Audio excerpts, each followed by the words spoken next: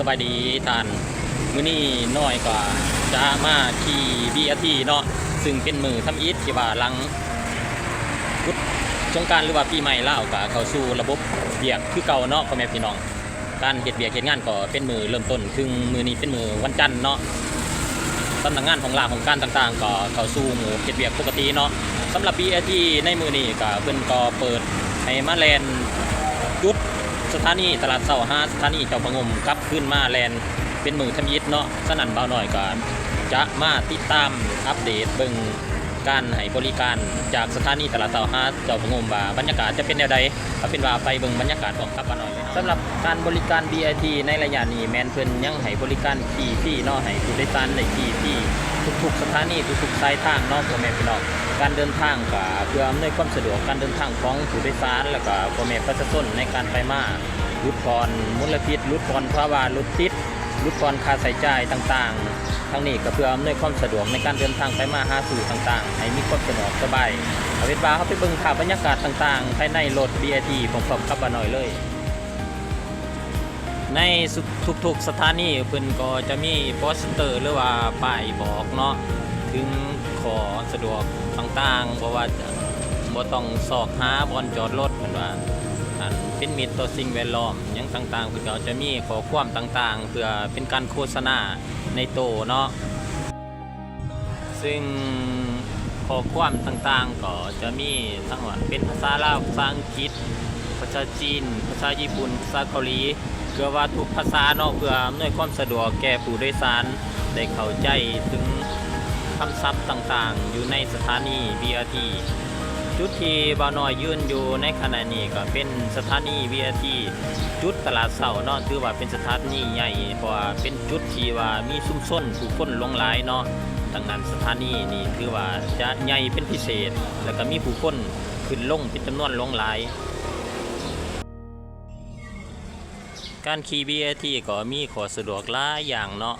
เพิ่งจะเฮ็ดให้พ่อแม่ประชาชนเฮาเดินทางไปมาสะดวกหรือว่ามีความประหยัดเป็นมิตรต่อสิ่งแวดล้อมประหยัดพลังงานประหยัดลดผ่อนภาวะรถติดต่างๆตรงต่อเวลาต่างๆหรือว่ามีหลายสิ่งหลายอย่างตอนนี้ก็ BRT เพิ่นกำลังมาเนาะถือว่าเพิ่นมาจากสถานีต่างๆเบื้องดงโดกเนาะสถานีดงโดกหาตลาดเช้าก็จะเห็นเพิ่นก็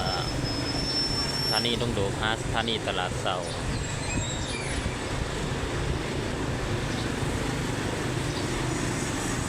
ว่าช่วงนี้ก็ผู้โดยสารกับบ่ทันหลายเนาะเนื่องจากว่ายังบ่ทันแม่นมุ่งเลิกเวียกเลิกงานต่างๆ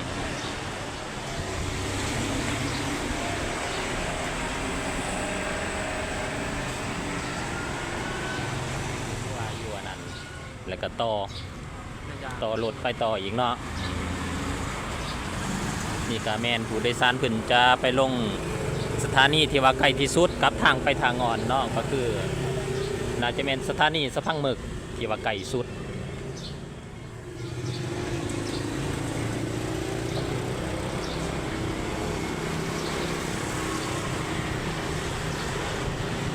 นี่ BRT เพิ่นกำลังมาเนาะเพิ่นจะไปป้ายทางก็เป็นสถานีดงโดกเนาะ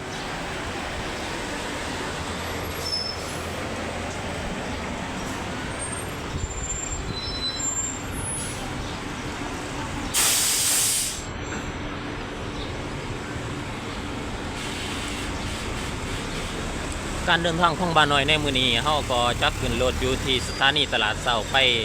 สถานีเจ้าพระงมเนาะซึ่งจะผ่านนะหันเฮาจะผ่านหลายๆสถานีหลายๆจุดเอาเป็นว่าเดี๋ยวจังหน่อยบ่าวน้อยจะขึ้นรถไปที่ด้านในเลย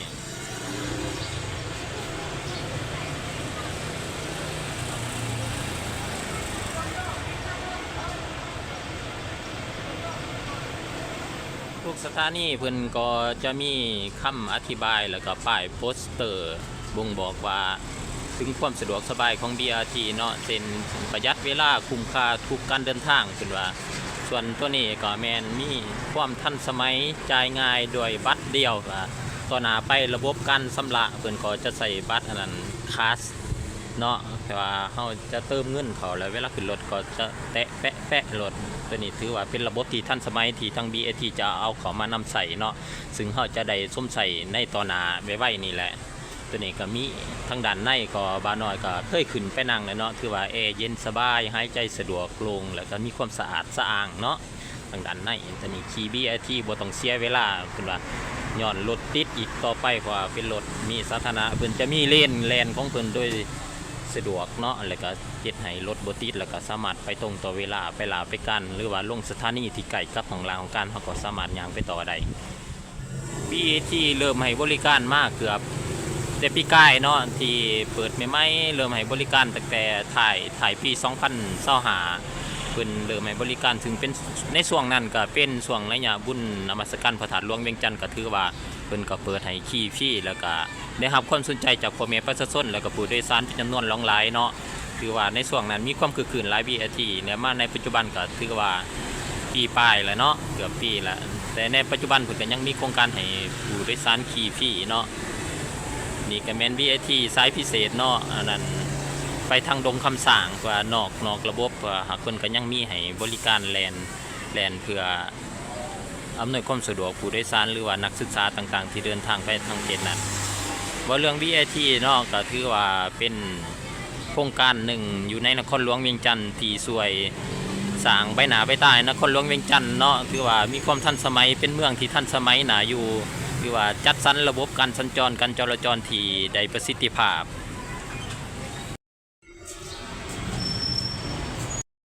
ตอนนี้ผู้โดยสารก็มาคือว่ามาแล้วเนาะบ้านหน่อยก็จะได้ขึ้นขั้นเพื่อไปย่างต่อสถานีเจ้าพงุมเนาะสบายดี นี่ก็คือผู้โดยสารที่มาจากสถานีต่างๆเนาะถือว่าเที่ยวนี่ก็ผู้โดยสารหลายเขาสามารถขึ้นขั้นนี้เลยบอกไปสถานีเจ้าพงุมโอ้ถือว่าเย็นสบายเนาะว่าบ้านหน่อยก็จะขี่สถานีนี่อันนั้นขั้นนี้เนาะเพื่อไปสถานีเจ้าพงุมว่าเป็นทางทมิทีบ้านหน่อยได้ขึ้นมาขี่ไปยังสถานีเจ้าพงุมจากจุดเริ่มต้นอยู่ที่สถานีตลาดเสาเนาะถือว่ามือนี้เป็นมือทมิตที่ว่าเพิ่นเปิดให้บริการแลนเป็นมือทมิตภายหลังเสร็จสิ้นการเฉลิมฉลองบุญปีใหม่ลาวทางด้านในถือว่ามีความสวยงามเนาะอากาศปลอดโปร่งแอร์เย็นสบายหรือว่าแต่ละจุดแต่ละนะเพิ่นก็จะมีบอกละเอียดมีบอนแคนบอนกดต่างๆหรือว่าความปลอดภัยต่างๆเพิ่นก็มีบอกให้ผู้โดยสารเนาะ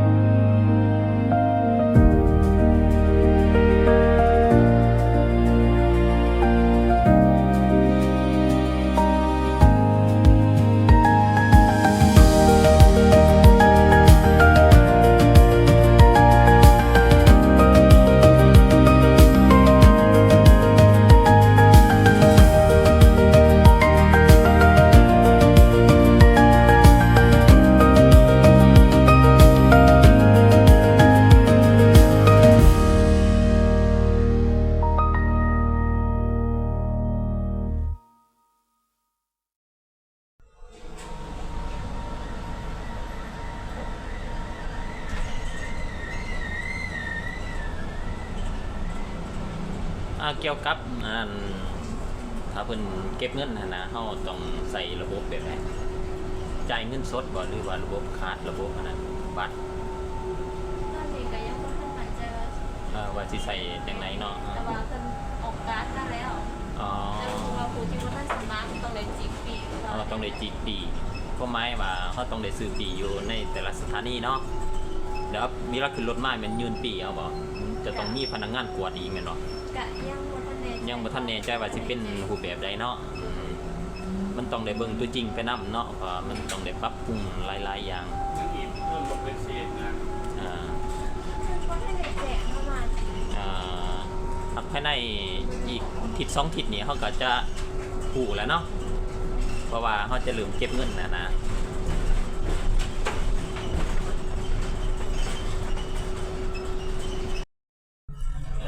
มาจุดนี้เขาจะมีสถานีเนาะแน่เส้นตัวนี้เป็นถนนยังที่เขาเส้นนี้ถนนเจ้าพงมวะขาไปวะถนนเจ้าพงมขาไป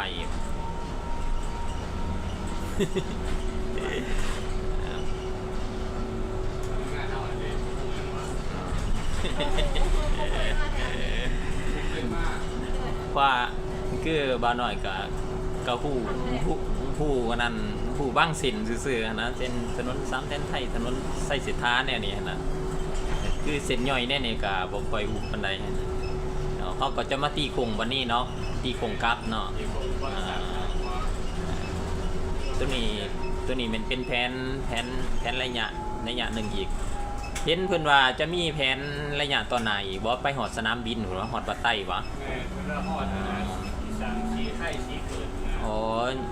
ไก่สนามบินที่สุดเนาะเรียกว่าท่านี้นะนี่ระยะที่2นี่ระยะที่1ผ่านระยะที่1ได้ก็คือว่าโอเคแล้วเนาะก็ยังบ่เข้าใจหลายบ้านนำก็ยังบ่เข้าใจถนนเส้นนี้ถือว่ามีต้นดอกจำปา2ข้างทางสวยงามเนาะพี่น้องระยะนี้ก็ถือว่าเป็นระยะนั้นฤดูบานใหม่เนาะดอกไม้หรือว่ายังต่างๆก็ต่างก็เบ่งบานเนาะตอนรับบุญสงกรานต์ถึงว่าบุญสงกรานต์จะเสร็จสิ้นไปแล้วก็ตามแต่ดอกไม้ยังเบ่งบานยังตอนรับฤดูกาลอยู่ดอกจำปาถือว่ามีความสวยงามหลายอยู่ถนนแห่งนี้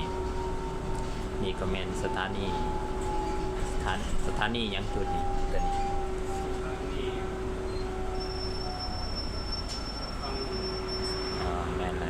สถานีเจ้าพงมไก่กับโรงเรียนมส.ลาวเวียดเมื่อมาหอดสถานีนี้เพิ่นก็จะจอดรอพักน้อยหนึ่งหอดมุ่งเพิ่นจะจริงได้เคลื่อนไหวออกเนาะซึ่งสถานีเจ้าพงมนี่ก็ถือว่าเป็นอีกหนึ่งสถานีที่ว่าไก่ซุ่มซ่นเนาะติดกับโรงเรียนมส.ลาวเวียดเนาะถึงนักศึกษานักศึกษาก็สามารถสวมใส่รถ VIT นี้ในการเดินทางไปมาสะดวก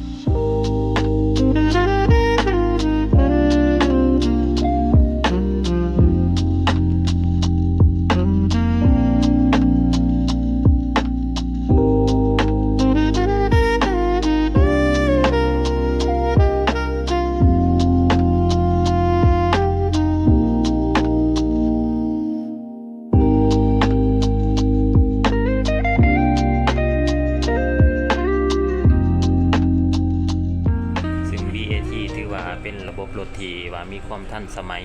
ที่ว่านำเข้ามาเพื่อสวมใส่ให้พ่อแม่ประชาชนเฮาพ่อแม่ประชาชนลาวหรือว่าผู้โดยสารได้สวมใส่เพราะว่าจะเป็นระบบที่มีความปลอดภัยระบบเซฟตี้ต่างๆภายใน BAT ก็จะเป็นระบบแอร์เนาะระบบแอร์แล้วก็ระบบอัตโนมัติต่างๆที่ว่ามีความปลอดภัยหลายแล้วก็ทันสมัยหลายนี่ก็แม่นถนนไส้เศรษฐาเนาะถนนเศรษฐาธิราชคือว่าจุดที่เฮาแล่นผ่านก็มีวัดอุตือมหาวิหารเนาะตั้งแต่เป็นจุดสำคัญในระยะบุญปีใหม่ที่ผ่านมาถือว่าถนนเส้นนี้ก็ได้รับความนิยมในการเล่นบุญปีใหม่อย่างหลงไหลถนนเส้นนี้ถือว่าเป็นถนนประวัติศาสตร์ถนนที่สำคัญเราจะเห็นสถาปัตยกรรมหรือว่าเพื่อนเก่าสมัยนั้น อาณานิคมเนาะที่ยังถือปกปักรักษาไว้เป็นเอกลักษณ์ในถนนเส้นนี้ด้านซ้ายมือของข้าพเจ้าก็แม่นวัดมีไส้เนาะมีไส้และเฮาก็จะกล่าวเข้าสู่น้ำพุคือว่าชุมชนเขตนี้ถนนเส้นนี้ก็ถือว่านักท่องเที่ยวต่างประเทศก็ให้ความนิยมเนาะเป็นถนนคนยางที่ว่า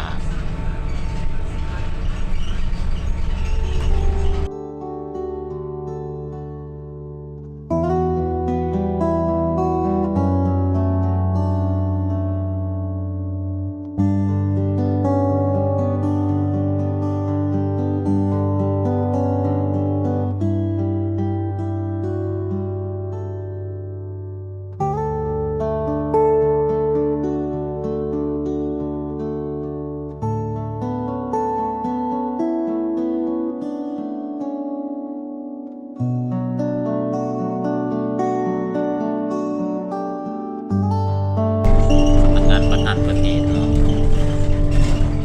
อีกจุดหนึ่งที่เฮาแลนผ่านขากลับในกระแมนพิพิธภัณฑ์หอพระแก้วเนาะ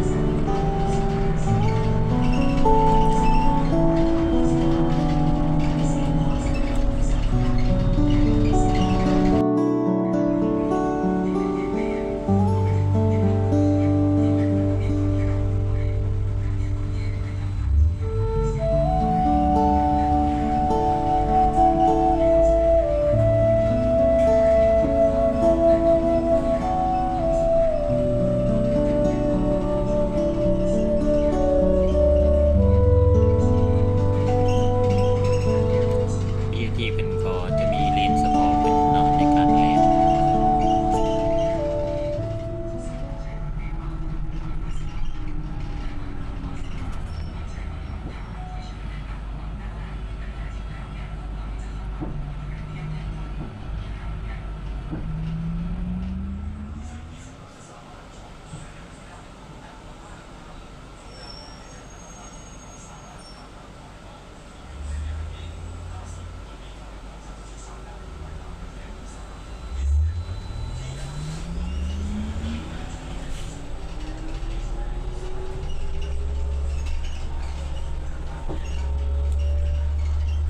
ตอนนี้เขาก็มาหอดสถานีตลาดเสาเนาะหลังจากที่ว่าได้ขึ้น BRT ไปยังสถานีเจ้าพระงมแล้วก็ตีโคงกลับมาอยู่สถานีตลาดเสาทางบ่าวน้อยก็จะลงไปอยู่ตั้งหลักอยู่ที่สถานีตลาดเสาคือเก่าเนาะเพื่อติดตามเอาภาพบรรยากาศทางด้านนอกของ BRT และก็ผู้โดยสารต่าง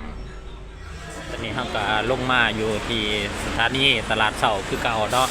เขาก็จะมา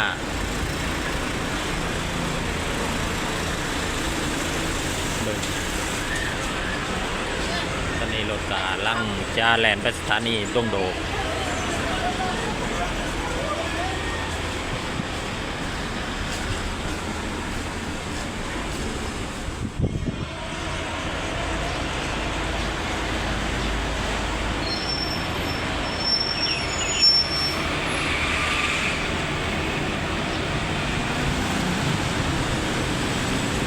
ตอนนี้ก็คือรถมาจากสถานีดงโด